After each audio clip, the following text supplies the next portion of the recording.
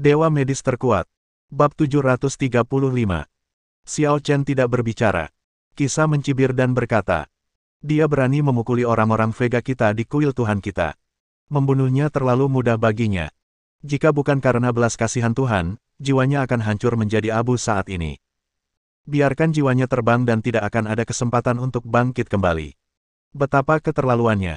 Semua master termasuk Su Changyuan gemetar karena marah. Mereka, sebagai penguasa kuil Dewa Perang yang tak tertandingi, termasuk putra Dewa Perang sendiri, dibunuh oleh seseorang. Memalukan. Malu. Sungguh sangat memalukan. Xiao Chen, kau telah melakukan dosa besar. Kau pantas mati. Dosamu tidak terampuni. Berlututlah di hadapanku. Sebelum dia selesai berbicara, Xiao Chen menebas dengan pedangnya.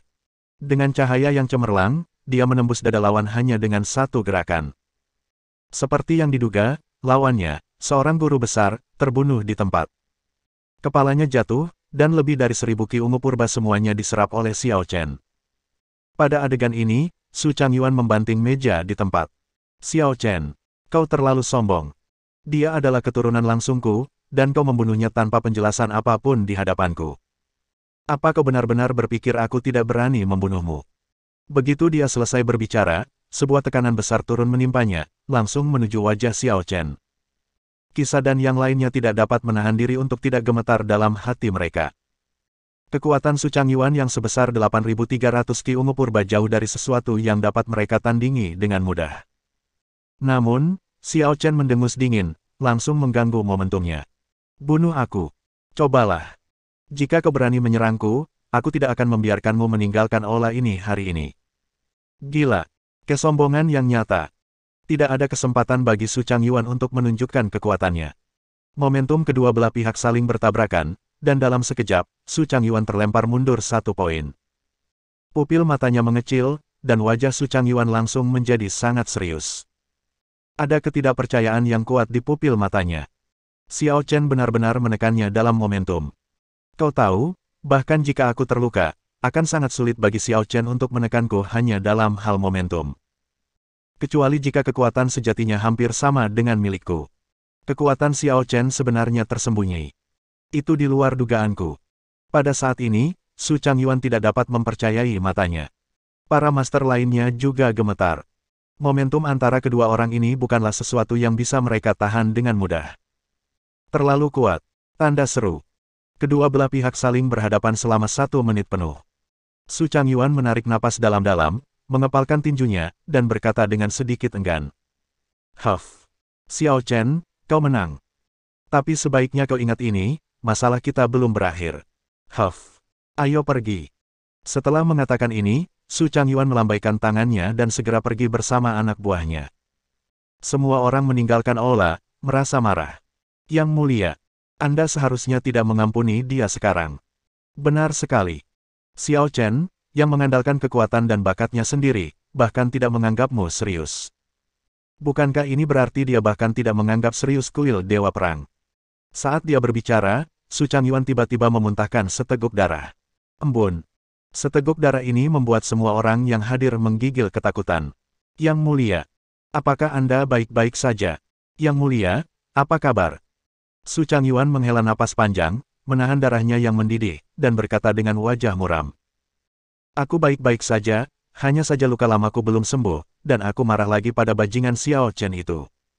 Yang mulia, mohon jaga diri Anda. Aku tahu, itu sebabnya aku tidak mengambil inisiatif untuk bertarung dengan Xiao Chen tadi. Kekuatan Xiao Chen tidak boleh diremehkan. Meskipun dia tidak sekuat aku, kurasa dia tidak jauh lebih lemah. Jika aku masih dalam kondisi prima, aku pasti sudah membunuh Xiao Chen sekarang. Sayangnya, aku terluka parah dan tidak bisa bertarung dalam waktu dekat. Aku akan membiarkan Xiao Chen pergi untuk saat ini dan menunggu sampai aku pulih dari luka-lukaku. Ya, kami akan selalu melindungi Yang Mulia. Saat ini aku perlu mencari tempat yang aman untuk berlatih. Mengenai hal-hal lain, jangan bicarakan itu untuk saat ini. Yang Mulia, bagaimana kalau kita pergi keluar galaksi Vega dan mencari pasukan kita yang tersisa? Beritahu mereka untuk berkumpul di Vega. Di sini relatif aman. Ini. Semua orang saling memandang dengan bingung. Su Changyuan tidak bisa menahan diri untuk tidak mengerutkan kening dan bertanya dengan bingung. Apa yang terjadi? Kenapa kamu tidak pergi? Semua orang tampak sedikit tidak senang, dan mereka dengan cepat berkata. Begini, Yang Mulia. Xiao Chen telah mengusir semua pasukan kita yang tersisa. Saat ini, tentara salib galaksi tidak diizinkan memasuki galaksi Vega. Bunuh satu jika ada yang datang, bunuh dua jika ada yang datang. Saat ini, semua orang berada di pinggiran Vega. Engah. Su Changyuan sekali lagi memuntahkan seteguk darah. Xiao Chen. Yang Mulia, aku tidak akan pernah hidup berdampingan denganmu. Ingat ini. Cepat atau lambat, Yang Mulia akan mencincangmu menjadi beberapa bagian. Giling tulangmu dan sebarkan abumu. Di aula, Kisah dan yang lainnya tidak dapat menahan diri untuk bertanya. Tuan, tadi, mengapa Anda tidak menahan Su Changyuan? Dia memiliki temperamen yang sangat keras, dan dia pasti tidak akan membiarkan kita pergi dengan mudah di masa mendatang. Xiao Chen tampak acuh tak acuh dan berkata, kita sekarang menghadapi masalah internal dan eksternal, dan masih ada orang-orang dari kuil perang Sealing Heaven. Tidaklah tepat untuk berhadapan dengan kuil perang galaksi. Untuk saat ini, biarkan mereka berdua bertarung sampai mati, dan kemudian kita akan mencari keuntungan darinya. Jika tidak, tekanannya akan terlalu besar dan itu tidak akan baik untuk kita. Begitulah adanya. Tuanku bijaksana. Kisah dan yang lainnya sebenarnya tidak tahu bahwa Xiao Chen tidak melakukan ini untuk dirinya sendiri, tetapi untuk mereka. Xiao Chen sekarang berada di level Dewa Perang 10 arah. Dia memiliki kekuatan yang cukup untuk lolos dari serangan dua kuil Dewa Perang. Namun, orang-orang ini tidak dapat melakukannya. Seluruh bidang bintang tidak dapat melakukannya. Oleh karena itu, Xiao Chen harus lebih tenang. Ini juga sebabnya dia ingin membunuh seseorang tadi, tetapi tidak melakukannya. Yang dia butuhkan hanyalah kesempatan yang tepat. Adapun pangeran kelima, tepat setelah dia meninggalkan galaksi Vega, ekspresi Su Changyuan tiba-tiba menjadi sangat buruk. Sialan, sungguh jalan yang sempit untuk musuh. Aku tidak menyangka akan bertemu bajingan ini lagi. Yang lain tidak bisa menahan perasaan bingung. Yang Mulia, siapa yang sedang Anda bicarakan? Su Changyuan menggertakkan giginya dan berkata, bodoh, siapa lagi kalau bukan si bajingan Yang Yuking itu? Begitu kata-kata itu terucap, terdengar suara bangga dan puas dari seberang sana. Kakak Su, ini benar-benar takdir. Kupikir kau telah melarikan diri ke suatu tempat. Aku tidak menyangka kau akan melarikan diri ke sini. Menarik, sungguh sangat menarik. Kita berdua kebetulan memiliki pertarungan yang belum selesai. Bab 736. Mendengar suara ini, wajah semua orang langsung berubah. Oh tidak, itu Yang Yuking. Yang Mulia Dewa Penyegel Surga. Kita tamat. Kita benar-benar tamat sekarang. Kita bukan tandingan mereka. Semua orang yang hadir sangat putus asa, dan sosok Yang Yuking perlahan muncul di hadapan semua orang. Pada saat ini, dia menatap Su Changyuan dan yang lainnya di depannya dengan tangan di belakang punggungnya dan ekspresi puas di wajahnya. Su Changyuan, apa kau sudah gila? Kalau aku jadi kau, dan terluka, aku akan langsung mundur ke belakang dan memulihkan diri dulu. Tapi kau masih berkeliaran di medan perang ini. Sekarang setelah aku menabrakmu, apa kau sebodoh babi? Diam. Su Changyuan meraung dan menyerang dengan pukulan. Semua orang terkejut. Yang Mulia, ini terlalu berisiko. Namun, sudah terlambat. Yang Yuking sedikit mengangkat bibirnya. Jelas bahwa dia melakukan ini pada Su Changyuan dengan sengaja. Pengadilan kematian. Setelah mengatakan itu, dia mengeluarkan busur dan anak panah spesialnya lagi, secara permanen menghabiskan aliran energi ungu Hongmeng, memadatkan kekuatan tertinggi, dan langsung mengarahkannya ke wajah Su Changyuan. Begitu. Anak panah itu ditembakkan, kecemerlangan bintang-bintang meredup dalam sekejap. Kepala anak panah itu bertabrakan dengan tinju panjang Su Changyuan, dan hanya dalam sekejap, itu langsung menghancurkan ki pelindung lawan, dan kemudian, menembus tinju Su Changyuan hidup-hidup. Ledakan. Seluruh lengan Su Changyuan langsung hancur, dan darah keemasan memercik ke langit berbintang. Sialan. Pupil mata Su Changyuan mengecil, dan dia menyadari betapa mengerikannya Yang Yuking. Tanpa berkata apa-apa, dia segera mundur. Namun, pada saat ini, Yang Yuking menembakkan beberapa anak panah lagi dan menyerang Su Changyuan. Tidak. Su Changyuan sangat marah dan meraung kaget, tetapi ditembak oleh puluhan anak panah dan meninggal di tempat. Yang Mulia.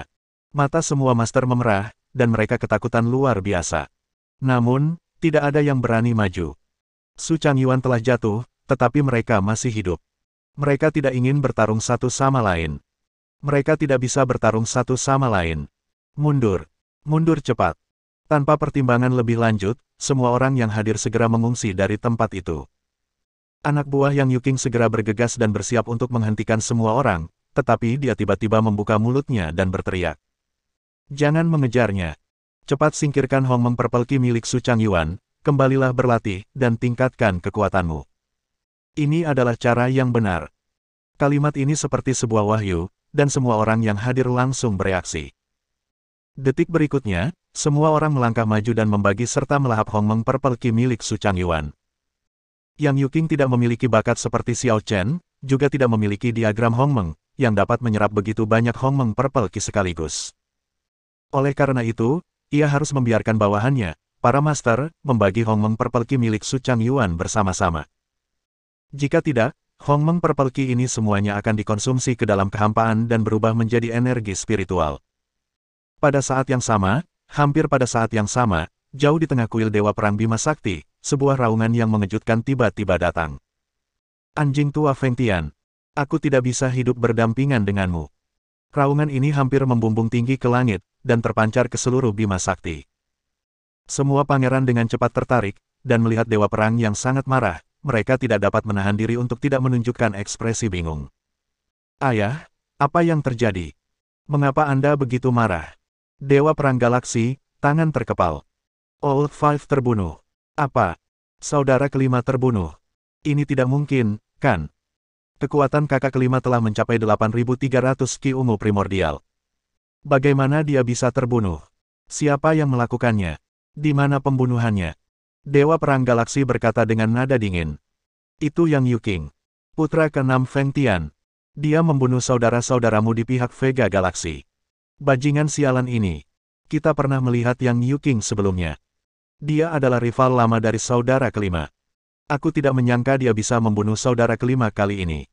Benar-benar tidak terduga. Namun, meskipun Yang Yuking lebih kuat dari saudara kelima, bagaimana dia bisa membunuh saudara kelima sendirian? Bahkan jika saudara kelima lemah, tidak mungkin dia bisa dibunuh dengan mudah. Tidak hanya itu, tempat di mana kakak kelima meninggal sebenarnya berada di galaksi Vega. Bukankah itu galaksi milik Xiao Chen? Dengan kekuatan Xiao Chen, jika dia bertindak, dia pasti bisa banyak membantu kakak kelima. Kakak kelima pasti tidak akan terbunuh dengan mudah. Dewa Perang Galaksi menyipitkan matanya sedikit, dan dua sinar cahaya dingin meledak. Xiao Chen. Ayah, bagaimana kalau kita segera mengirim kami ke galaksi Vega untuk melihat apa yang sedang dilakukan Xiao Chen? Selain itu, kita juga butuh seseorang untuk memimpin medan perang. Dewa Perang Galaksi berpikir sejenak, lalu mendengus dingin. Kau tidak perlu pergi, tetaplah di Dadu dan kirim 13 tetua untuk membentuk juri untuk pergi ke Vega guna menyelidiki masalah ini. Jika Xiao Chen diam-diam melakukan kesalahan, bunuh dia di tempat. Jika Xiao Chen tidak ada hubungannya dengan masalah ini, maka Xiao Chen akan menjadi komandan untuk menyerang balik kuil perang Sealing Heaven. Jika dia tidak bisa melakukannya, dia juga akan dibunuh tanpa ampun. Hati semua orang bergetar. Dewa Perang, apakah dia akan memaksa Xiao Chen ke dalam situasi putus asa? Namun, sebenarnya Dewa Perang Galaksi sudah tidak senang dengan Xiao Chen. Sebelum Xiao Chen datang ke Dadu, dia sangat kasar padanya. Sekarang, karena dia tidak menyelamatkan putranya sendiri, Dewa Perang sangat marah padanya. Jika dia tidak menganggap bahwa Xiao Chen masih memiliki nilai, dia mungkin akan mengirim seseorang untuk membunuhnya. Vega pun mengetahui kematian Su Changyuan dalam waktu sesingkat-singkatnya. Karena anak buah Su Changyuan langsung melarikan diri ke Vega dan melaporkan kejadian tersebut. Meskipun mereka masih memusuhi Xiao Chen tadi, tidak dapat disangkal bahwa saat ini, hanya Xiao Chen yang bisa melindungi mereka. Jika mereka bertemu dengan para penguasa kuil Dewa Perang Sealing Heaven di luar, terutama Yang Yuking, bukankah mereka akan dibunuh tanpa meninggalkan jejak? Setelah mendengar berita itu, Xiao Chen dan yang lainnya tampak sangat tidak senang. Aku tidak menyangka Su Changyuan akan begitu rentan dan dikalahkan oleh Yang Yuking. Dan dia bahkan terbunuh. Su Changyuan ini hanya sampah. Dia memamerkan kekuatannya di sini, tetapi bertindak seperti pengecut di tempat lain. Sekarang dia telah dibunuh oleh pangeran dari kuil Dewa Perang Sealing Heaven. Sungguh memalukan. Cheng Lingyun dan yang lainnya tidak bisa menahan diri untuk tidak mengejek mereka, sementara Yun Li Qisa dan yang lainnya tampak serius.